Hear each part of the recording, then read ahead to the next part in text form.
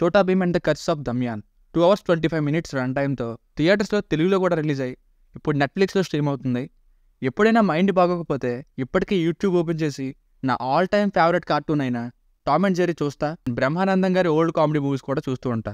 ఇక నిన్న ఇచ్చిన చట్నీ సాంబార్ రివ్యూ కమెంట్స్లో ఎవరు చోటా భీమ్ ఎలా ఉందని అడిగితే ఆ కమెంట్కి ఇంకెవరో చాలా బాగుంది, సూపర్గా ఉందని కమెంట్ పెట్టడంతో బాగుందేమో అని చూసా. ఇక చూశాక నాకైతే ఓన్లీ ఫర్ కిడ్స్ అని అనిపించిందండి. చోటా భీమ్ మనం చిన్నప్పటి నుండి పోగో లాంటి కార్టూన్ ఛానల్స్లో చూస్తుంటాం. కానీ చోటా భీమ్ యూనివర్స్లో ఏం జరిగినా సరే హీరో వాళ్ళకి ఏం కాకపోవడం, ఇక ప్రతి దాంట్లో భీమ్నే గెలవడం అనే కాన్సెప్ట్ కార్టూన్ వరకు యాక్సెప్ట్ చేసేస్తాం.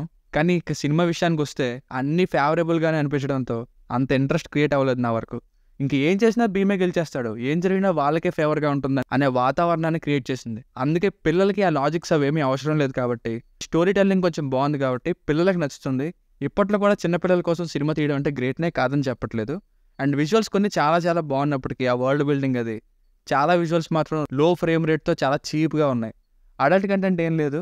బేసిక్ స్టోరీ లైన్ ఏంటంటే, అరుంధతి సినిమాలో లాగా ఎన్నో ఏళ్లుగా దమ్యాన్ అనే సర్పాన్ని శాపానికి గురిచేసి బంధించి ఉంచుతారు. దాన్ని తెరవాలంటే ఒక కల్మషం లేని, స్వార్థం లేని మహావీరుడు మాత్రమే తెరవగలడు.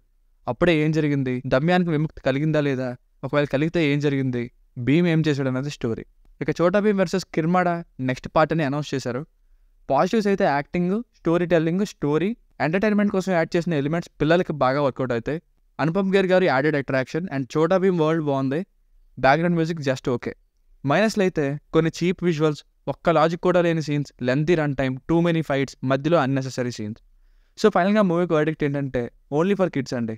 వీడేంటి పెద్దవాళ్ళకి కూడా కొందరికి పిల్లల సినిమాలు నచ్చుతాయి కదా, ఓన్లీ ఫర్ కిడ్స్ అని అంటున్నాడంటే ఓన్లీ ఈ సినిమా పిల్లలకు నచ్చే విధంగా ఉంది.